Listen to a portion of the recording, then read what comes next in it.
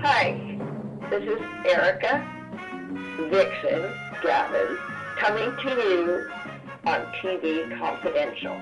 The Novelizers by David Spencer, an affectionate history of media adaptations and originals, their astonishing authors, and the art of the craft, a deep dive into the world of tie-in fiction that makes the case that tie-in writing is an honorable tradition with artistry of its own. The Novelizers by David Spencer, available through our friends at Bear Manor Media as well as Amazon.com for more, and David Spencer for more on the Novelizers, thenovelizers.net. Just circling back to the original question I had asked you. You had said a good writer cannot not do their best.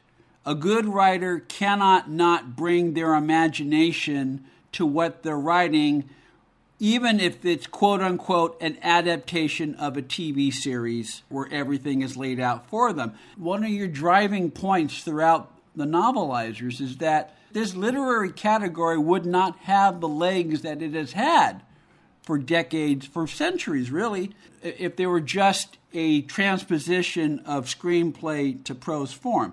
There's more to it than that. In many ways, that's what's fueled your interest in the topic and the end result being the Novelizers book. Yeah. Well, one of the things I did in the book, because I wanted to make the case for adaptation and approach applying to anything. Mm-hmm. And that's an adaptive work. And so I said, let's forget about, but let's put aside writing a novel for a second, and let's just look at something that everybody knows. And I said, let's take a look at A Christmas Carol. And I said, well, here are my two favorite versions of A Christmas Carol. I mean, everybody's got their own favorites. These are mine. There's Mr. Magoo's Christmas Carol and the George C. Scott Christmas Carol. The Magoo is a masterclass in compression. It gets rid of Scrooge's nephew, and it conflates the nephew function with Bob Cratchit. So that becomes, Cratchit's family is going to eventually become his extended family. The other thing it does, and this is a script by Barbara Chain, the other thing it does is it reverses the order of the three ghosts. This is not random. This allows us to get to know Bob Cratchit better sooner. So we're invested in that family right from the beginning. And it hits, the major points of dialogue. The songs by Julie Stein and Bob Merrill are, it's like the best Broadway musical ever written for television. and it's a classic that is beloved, and has never stopped being beloved. It was also the first animated TV special ever produced. But that's aside. Anyway, but the way that they approached that adaptation, and then you compare it with the George C. Scott version. And I remember when I watched that for the first time, when it was first broadcast, and how I was so taken by how brilliantly faithful it was, especially this scene right at the beginning, where he's walking through the stock exchange and making deals, and I said, God damn it. Roger Herson, who wrote the script, who was also the book writer for Pippin. I said, boy, that Roger Herson, he really captured the book. And then when the movie was over, I took the book off the shelf to relive that scene. And of course, it didn't exist. None of, all of those fantastic scenes that I thought, but it was still faithful. Because what he did was he extrapolated the style, the tone, things that were sort of between the cracks in a more compact novella, and he brilliantly expanded it. And he not only expanded it, but he did it in such a way that that particular Scrooge could only be George C. Scott. Because it was the first time I'd ever seen Scrooge not as a crotchety old skinflint exactly the way he's described by Dickens, but as a titan of business. He's a very strong, powerful guy, and so when he breaks, it's very very profound. And that's adaptation. That's telling the story in a new way for a new medium. They both are, and they're opposites. One is a brilliant compression, and one is a brilliant expansion. And it's the same thing if you're doing a novel. Mm-hmm. Are you going to maintain the perspective of one character throughout? Are you going to do multiple point of view shifts? Do you want to write it in the first person? Does the script suggest that more? And the other thing is, while it does matter how well you do that and how you do it, it almost doesn't matter who's doing it, because no two writers are going to do it the same way. There are numerous examples, more than you'd think, of, for example, screenplays that have been adapted twice for two different markets. Like if there's a separation of rights, you'll have one novel that's done for the British marketplace, for the UK, and another one that's done in the US. And my favorite example of contrast was a Moore movie called Too Late to Hero, about a guy who becomes a reluctant hero. He's drafted, he's not drafted, but he's conscripted into service that he doesn't want to do, but he winds up doing it. And the British novel is by a guy named William Hughes, and it's a perfectly nice adaptation. He was always a reliable, solid writer, and multiple point of view shifts, and it tells the story well.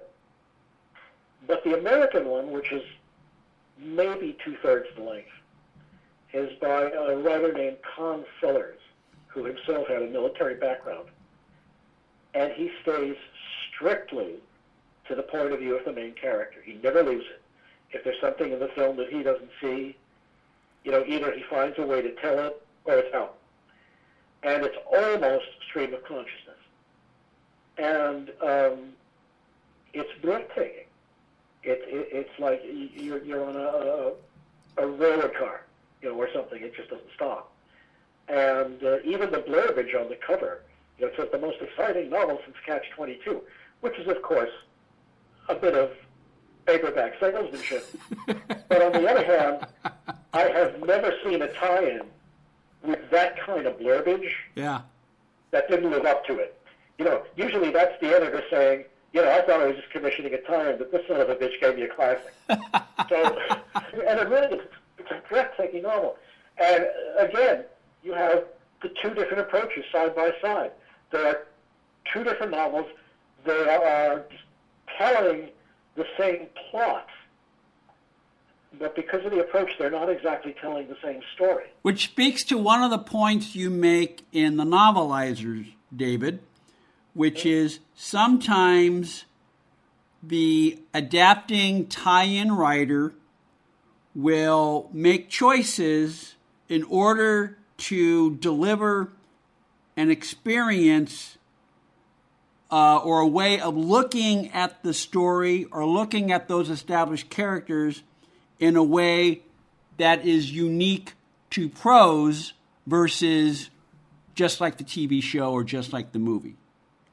You know what I'm saying? It's because prose writing is different than watching the pictures. And though film is a way of storytelling, prose is a unique way of storytelling, and it engages us, it draws us in ways that are unique. There's another example that I love is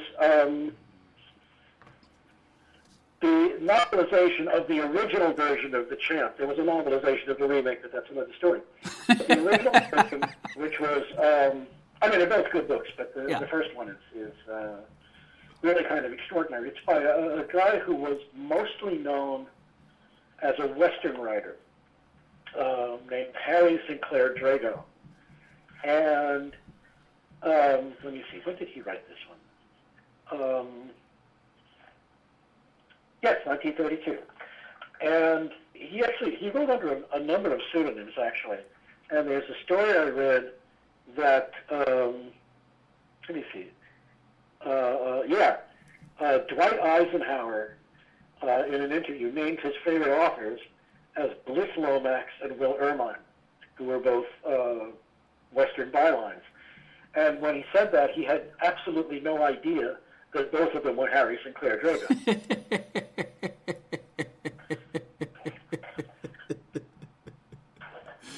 I guess that's another way of speaking to the power of imagination, in that you being a writer, can create not only stories of your own or storytelling experiences of your own using characters that are previously established, but you can create personas, author personalities of your own that are unique to you and the writing you do under your own name, such that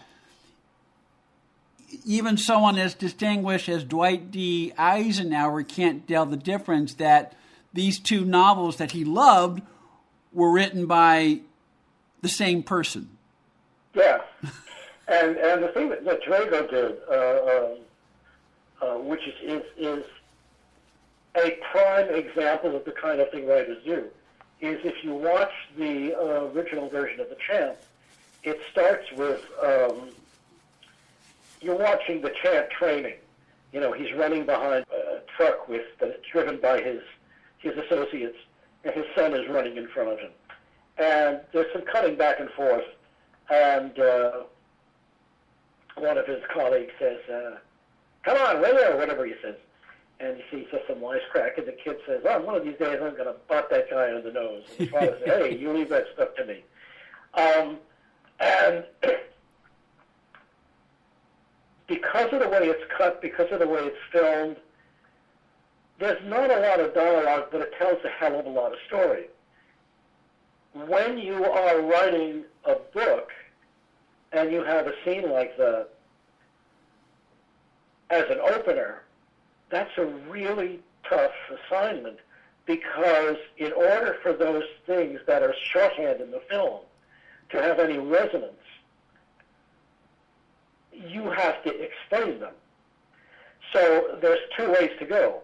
One is somehow you find a way to do that, and it's going to be expanded, possibly beyond its natural weight, because it's such a short scene.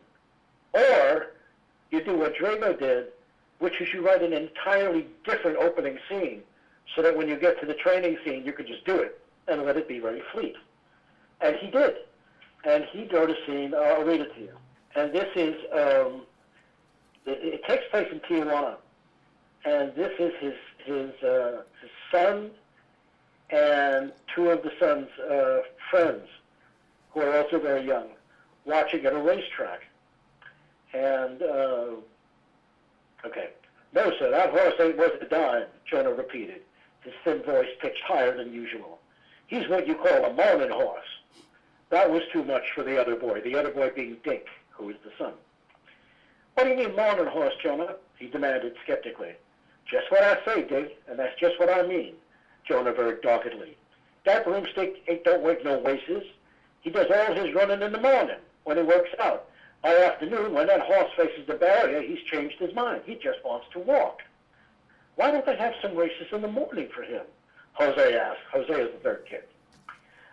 Without pointing hours or spelling anything out, Drago has already begun placing thematic seeds. It's not a big leap to go from the subject of Broomstick the horse to Dink's father.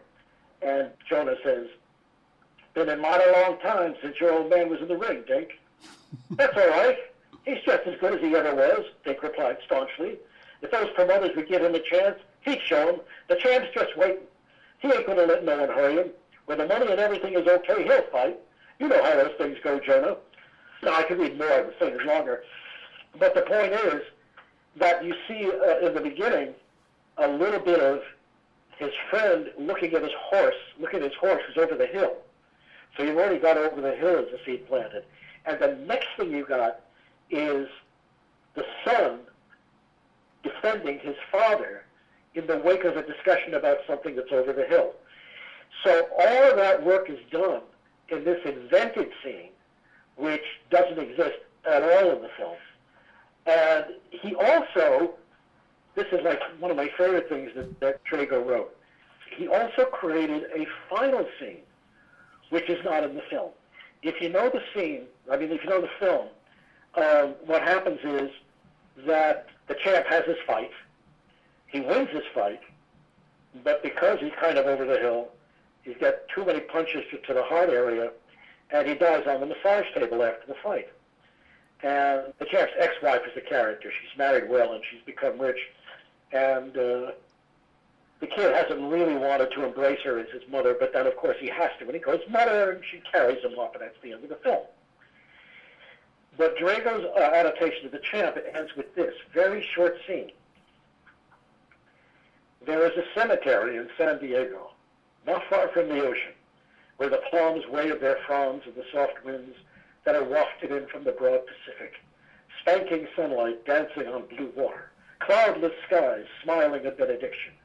There, the champ is at home. Once a year, the Carltons come west. They come in the summertime, when Dick is free from school. And because in Linda there is a great understanding, she and Dink journey by themselves to that restful spot beside the ocean. On the first visit each summer, I read that badly. On the first visit each summer, Dink wears his uniform. His shoulders are thrown back and his chin is up. He deposits his wreath on the hallowed earth and brings his arm up to a salute. For a moment he stands there, the incarnation of all that Andy could have wished him to be. As his arm comes down, his lip quivers with emotion. "There you are, champ," he whispers. "How have you been?" And that's the end of the book. So, it's just extraordinary. And then, in researching the book, especially the older movies, which I really didn't know that well, as I was examining novelizations of that era, I went to watch those films. And the books are at least as good as the movies, and sometimes better. The Champ is a case in point. It's a wonderful book. It is a wonderful book. Stay with us, folks. We'll be right back. This portion of TV Confidential is brought to us by our friends at Front Porch Realty, the community of realtors in the Northern Bay area of California that is committed to finding the solution that is best for their clients. Whether you're a first-time home buyer or looking to sell or lease your property in Northern California, call Karen Strain at 415-886-7411 or visit frontporchrealtygroup.com for more information on how they can help you. Ed Robertson thanking you for listening to the TV Confidential podcast. If you like what you hear, please hit the subscribe button so that you won't miss our next episode. The Novelizers by David Spencer, an affectionate history of media adaptations and originals. They're astonishing authors and the art of the craft. A deep dive into the world of tie-in fiction that makes the case that tie-in writing is an honorable tradition with artistry of its own. The Novelizers by David Spencer, available through our friends at Bear Manor Media as well as Amazon.com. For more on David Spencer, for more on the Novelizers, thenovelizers.net. We'll talk some more with David after this quick timeout here on TV Confidential.